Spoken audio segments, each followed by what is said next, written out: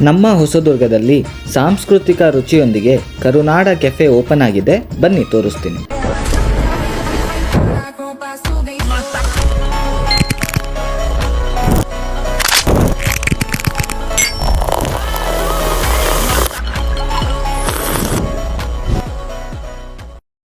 ಇಲ್ಲಿ ನಿಮಗೆ tea, coffee, mocktails, samosa, french fries ಎಲ್ಲ ಸಿಗುತ್ತೆ.